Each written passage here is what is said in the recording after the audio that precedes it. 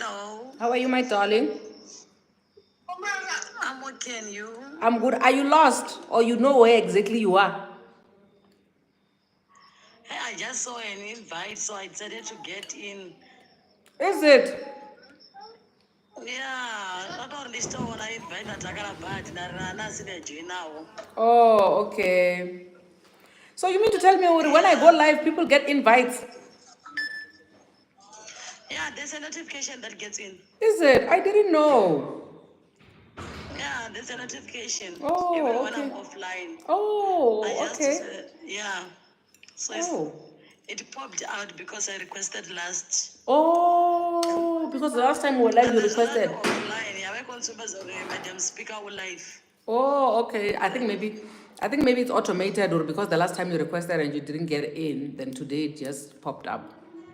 But that's nice. No request story. Every time when you go live, you Oh, send okay. a message. Oh, okay. Oh, okay. Yeah. Thank you so much, my love. I really appreciate the love and support. Mwah, mwah, mwah. What's up, Okay, everybody? thank Welcome, you. welcome, welcome, welcome, welcome. Also, the YouTube family, you are welcome. Yes, we do get invited, madam. I had no idea, but thank you so much. Thank you so much. I really, really appreciate this. Hello, Lillian Dao. What's good, everybody? Guys, I don't really have a topic for today. It's the benefits of being a subscriber. We are here. Thank you so, oh my goodness. I am seeing the love. Eliana Kuketso. Hello, Madam Network is Swarg. Where are you connecting from, guys? Please do let me know where you're connecting from. Anyway, I'm just going to do our little intro. Then we're going to go straight into today's issue. What's up, everybody? Welcome to my channel. My name is Perseverance Maremeni, also known as Madam Speaker, also known as the CEO of Self Love. If you're joining for the first time, welcome to the family of healing, self love, and motivation. And if you're returning, thank you so much for the continuous love and support that you are showing us. Today's episode of Losing in Love has absolutely no topic whatsoever. I've been seeing a lot of comments coming in from the episode that we did with there's only one person actually who joined in on that.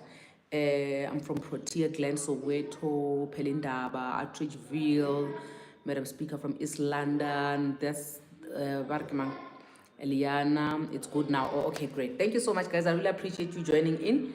Connecting from Brakpan. I appreciate you guys. I love you long time. Guys, before we can even start with today's issue, I just wanted to say that from London, UK to Lanyoni, what's good, Tula? Thank you so much for joining in.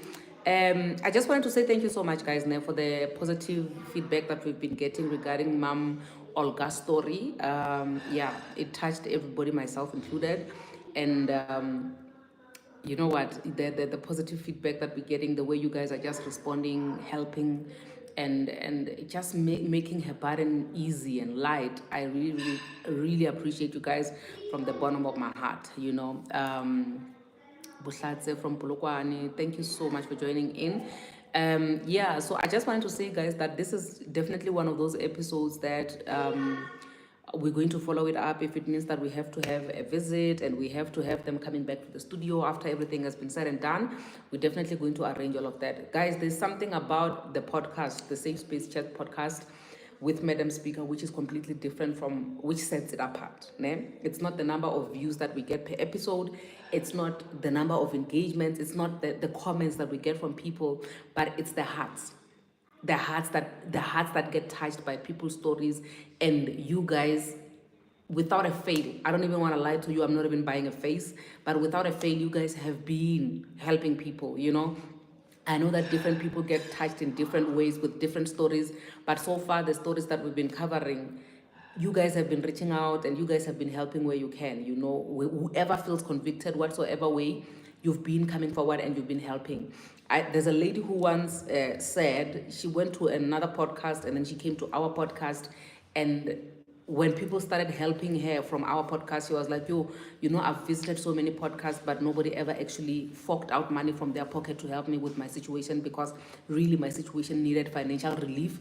But as soon as I came to this podcast, people started helping me financially. And when something like that is being said, I don't take pleasure, or I'm not pleased with people saying that this is what we're getting from your podcast compared to what we are not getting from other people's podcasts. But what humbles me to the core is the fact that the prayers that I pray before we actually start with the podcast to say, God, can you please touch the hearts of the relevant people that need to be touched with this story so that you can help the relevant people. That for me is what actually stands out. The fact that you guys get convicted from the deepest part of your heart and you are able to help, that for me means more than diamond, gold, anything money can buy. It means a lot to me.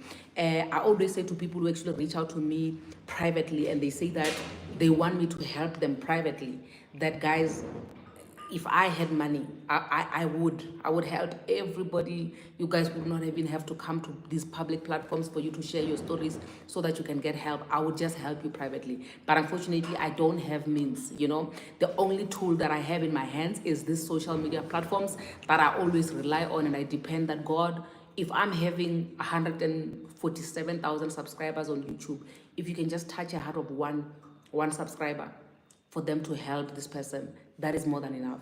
If I am saying that I'm posting this little video on TikTok and I've got 1,023,000 followers on TikTok, if it's going to touch just one person, it's hard, so that they can help this person, let it be that way. And every time when these things, the prayers come to pass and people actually reach out and help, to me, it means more than anything that money can buy. And I would just also like to encourage the people who are coming to the podcast to get help, to say, guys, in as much as we are prayerful people, please also do pray before you come to the podcast to say, whenever I'm going to share my story, I pray that you give me the grace to be able to touch the relevant people who are my helpers, who are going to help me with my situation. Because I'm telling you, without prayer, in as much as I saw a comment where somebody was saying, well, some of these things, I think it was on a video where I went down on my knees and I was praying for one of our guests. And I do that a lot, guys, because for me, I feel like when you are sharing your story and it gets to a point where I don't have answers for you, for me, it says that the only person or the only thing that I know when I don't have answers even in my personal life, it's prayer. I know that God will always come through. God will always give me answers. You understand? So even when I'm praying for you, if you know that you're not one who would want to be prayed for or prayed with, then I would advise that you don't come. Because it's not every episode that we pray for people, but whenever you feel it in your heart to say, listen, it's time for you to now pray, say a word to this person, it's only then that I would pray for that person. But I feel like more than anything, guys, if one person is able to help, that means a lot for me. It goes a long way. And I just want to say from the deepest part of my heart, thank you so much, family, for those who've been able, because I know now with my podcast, it's quite different in a sense that I would even ask the guests to say, what type of help would you like to receive from the people at home? What are you hoping to achieve when you share your story today? And if they say this is the type of help that I'm praying that I get, for me, I feel like it's from your mouth to God's ear. God is going to send 11 people and they're going to help. That's why helping each other on my podcast, it's quite a norm, So chances are, if you're going to watch a story from beginning to end of somebody sharing whatever that they want to share, you are going to end up having to be convicted to help that person. And for me, that on its own, it's church, it's church. We're doing church on these platforms. And I really just want to thank God for that. And I want to thank every single one of you for being able to be convicted by people's stories and reaching out deep in your pockets to actually help them. So I just want to say thank you so much. So basically that is all. The other thing that I actually wanted to say before I wanted to thank you guys for the help that you're giving our people is I saw the comments that were coming in from the video that we did regarding Minnie Dlamini, being shamed by McG and all that stuff. I see the comments coming in, and I feel like, we still have a long way to go as a people before we can get to a point where we are just, we are free as women and we are unapologetic about being hardworking women, and it's okay, for us to be hardworking. And if we are in a relationship, hardworking as you may be, that's not working out, you can leave without actually looking back. The other thing that I wanted to touch on, guys, I'm just going to touch on things which are in my heart so that if anybody else comes with something else, then we can cover that. But for now, this is me. The other thing that I wanted us to touch on, I don't know, you guys, if you saw the video that I did, it's quite a short video, and I don't think it really reached a lot of people as much as I would love for it to do. But there's a story of a lady by the name of Osinachi Wachuku. She's a Nigerian, she used to be a Nigerian gospel minister who died in 2022. When she died in 2022, I can see that you rely on God. Absolutely, wise man. I do rely on God because, like, I don't have a plan B, guys. Like, even if you see me doing things that are out of the way, just know that I don't even have a plan B. I have nothing else that like, listen, I don't have a chariot or a horse that I'm relying on. I'm literally just trusting in God. Everything is just God. So I don't have a plan B, you know. But anyway, yeah, as I was still saying, that there's a lady, a gospel artist, her name is Osinachi Nwachukwu, who passed away in 2022. During the time of her passing, it was said that she died because of chest or throat cancer, which is what the husband reported out there, because the husband was a manager, you know. But the sisters and the family members started making a lot of noise about her passing, and then it was then discovered that actually this woman died because of gender-based violence and homicide, you know. This woman was married to a man by the name of Peter Onwachuku, who got sentenced, I think 2 days ago, to death. He got a death sentence by rope. So apparently in Nigeria, the rope penalty is still very much alive and kicking, although it hasn't been practiced in a while. But allegedly, Osinachi Nwachukwu's husband is going, or widower, because now Akresh is late. Osinachi Nwachukwu's widower is going to be hung by a rope because of a culpable homicide, and also because of the testimonies or the statements which were given by the children.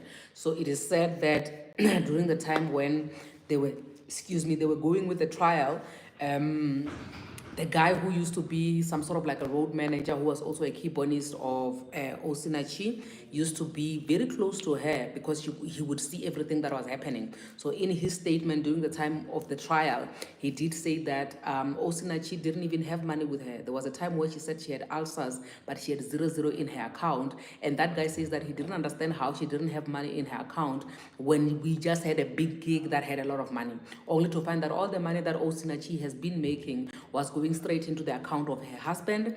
The husband used to kick her every day.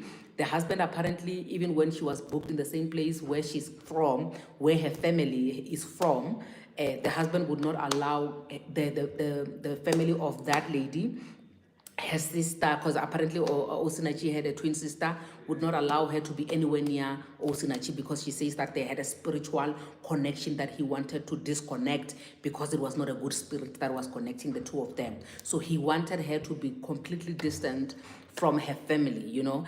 And these people are leaders of the church. He was an elder at a church, and it is said that the pastor and the pastors were the leaders of the church were actually very much aware of the abuse which was happening. Like, guys, what I'm telling you is not new news, it's old news, you know. They've been aware of the abuse that she was enduring in her marriage. She was being beaten up and kicked in front of the kids. Even the time of her death, she was kicked in her on her chest, and apparently there were some blood clots in her chest. When the doctor checked her out, he saw that there's blood clots, but because Osinachi did not disclose that these blood clots are because I was kicked in the chest, and also the husband did not disclose, so they didn't know what caused the blood clots, which then later on caused her to lose her life. It was only later on when people started making noise that the doctor also had that aha moment to say, oh, actually, if somebody's been kicked on the chest like that, then obviously the blood clots are supposed to be there. So day before yesterday, if I'm not mistaken, then the guy was then sentenced to death by rope. Guys, if you just Google Osinachi Nwachukwu on your social media platforms or on Google, just Google Osinachi Nwachukwu, this woman was a powerhouse. This woman, when she sings, you will feel chills down your every bit of your body. You know, you will just feel chills, you know. But did that stop her from dying? Absolutely not. The people who were trying to protect the marriage and protect her and protect the church, where are they now? They are very much alive and kicking, and they are very much sorry, and they are repenting, and they are praying to the same God to say, God, please forgive me. But where is Osinachi right now? 6 feet under the ground. Where is the husband now? The husband is about to be hung by a rope to go where? 6 feet under the ground. What about the children? The children are supposed to be left on this planet Earth suffering. And for me, I feel like before we can even get to a point where Mina, as a child, this is me putting myself in the shoes of Osinachi's children. I would hate my dad very much for being an abusive man and being able to abuse my mother in front of me, to a point where apparently even when the child was giving testimony during the trial, the child said that the dad said him beating up the wife is him correcting her in love. Yeah, so apparently that's what the children knew.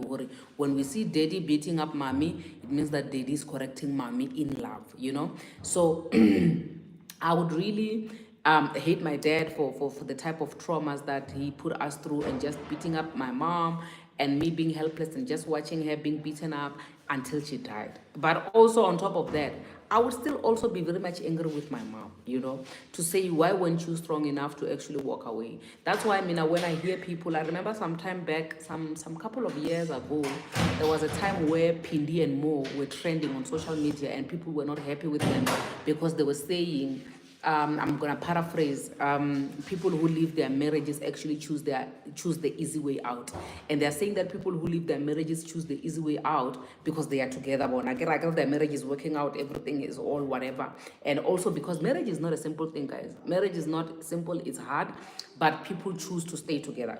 Two people, if they're intentional about staying together, they will stay together. Né? So that's why it's also very hard. But you can't say that people who choose to let go of marriage is because they're choosing the easy way out, when you've never faced the difficulties that they're facing when they eventually choose to leave their marriages. So sometimes, even the free will that God has given you, it should be enough for you to take your two legs that God gave you and run away from such situations, you know, because you can't tell me that, God, because you got me into this marriage, it must be you who gets me out of this marriage. No, God gave you free will. With your free will, you decided to get inside that marriage, and also with your free will, you must still decide to get out of that marriage. The fact that people around you are going to always tell you to pray for this man has got matrimony, he's got this and that, is the reason why he's beating you up, you must pray and fast for him. Where are they now, those people who were asking you to fast and pray? Are they even there to take care of your children or to even support? No, they're not there. Right now, they're busy saying, kumbaya, rest in peace, we lost a soldier of Christ. Hey, what? Your children must now suffer. So back to me saying that, Mina, to a certain degree, most of the parts, I would be my mom, you know, to say, why did you stay for this long? You know, we could have been living under a bridge right now, but at least we were going to be together right now. You know, we would be poor and no church would be able to book us, because when I, as mom, you are now a divorcee and you are going to be falling under this bucket. And trust me, they're in all those up there African countries.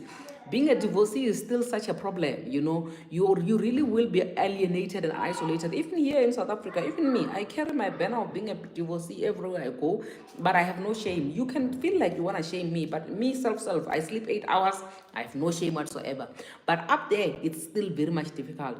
But learning from the story of Osinachi, wouldn't you rather carry the shame of being a divorcee for the rest of your life, living under a bridge or starting from scratch, instead of you dying with this thing of you being able to die in Christ with this marriage that God has blessed you with? When you have to die, your husband has to die, and your children have to suffer in all of this. Is it really worth it now? Is this really your destiny now? To say, well, not because you're a soldier of Christ, because you're a prayer warrior. Guys, yo, Jesus Christ. Yo, wait. Like for me, like for once, guys, can you just choose to be the bad guy? Just choose. Like I always hear, and I don't entirely agree with her, but I always hear, whenever there's a case of suicide, I always hear Owami saying that the minute you become a parent, there's no excuse for you to you can't choose yourself. The minute you become a parent, there are certain things that you cannot choose. Things like taking your own life. You can't choose taking your own life. There are certain things that you must just do away with for the fact that you're a parent. You understand? So in as much as, like I'm saying, that when it comes to suicide, I feel like it's a little more complex. That's why I don't entirely agree with her. But I feel like I agree with her in a sense, Yauri. There are certain things that you need to do away with for the mere fact that you're a parent. You know, there are certain things you cannot. There are certain things which are luxury that you cannot afford yourself just because you are a parent. And one of those things, it's you to be reckless with your own life. You cannot afford to be reckless with your life when you are a parent. You can't. That opportunity you took it away from yourself the minute you had those 2 lines on a pregnancy test. That means that for life now, before you think about yourself, yes, you are very much allowed to be, think about yourself and be selfish and be the CEO of self-love and love yourself very much. But you always have to remember that there are limits. There are certain things that you cannot do anymore because you have killed kids. There are certain things that you just have to do away with because now you have kids. Like, for example, you can't sit in a relationship that is breaking you and you are deteriorating every day when you have kids. You have to think about those kids. Guys, when I tell you that it took me 3 good years for me to make a decision of where I want to move to and how I want to move and where I want to buy a house and where I want to do this and that, because I have children. Literally, if me, I didn't have children, I always say this, guys, that if I didn't have children, probably I would have left even my day job a long time ago. I would have been living on my car and just minding my business. There are so many things that I could not make reckless decisions because I have children. So literally, I took away some of the things from myself because I remember that I brought people to this earth who have they are so innocent, so I can't afford myself such things. So like I'm saying, Ori, I don't remember going to a church and finding them encouraging living abusive relationships. If anything, because divorce is a bad thing and God hates divorce, the first thing they're going to advise you is to pray. I would say, like, guys, I'm Mzalwane. I believe that if you were here from the beginning of this life until now, you would know where I stand when it comes to Christianity. But I would say, or if you're going through hardships in life, like, guys, the first people you want to cut off from your life, Abazalwane, cut us off. If you're going through a difficult time, if you're going through things like your divorce, if you're going through loss, grief, stay away from Bazalwane. Those people live they live in a bubble. That bubble is not going to save you when you're going through tough times. I'm sorry to say this. You can come for me as much as you want, but this is the truth of the matter. Abazalwane, they are very loud when things are going well. I remember some time ago on this platform, we had a lady who came in on the live and she shared that she was a virgin when she got married. She got married to this guy. There were youth pastors in the church and everything was well until this man, they moved to another country. They were from Botswana. They moved to South Africa. This man started beating her up. And when she went back to report this man to his head of the church and all that stuff, they started saying she's got demons. The demon that she has is too big. They started telling the youth of the church they must not be like her. So when things are going well and you're not complaining about somebody beating you up and abusing you, trust me, they will support you, they will be there for you. But the minute you start complaining, the minute you come down to earth and you talk about the real challenges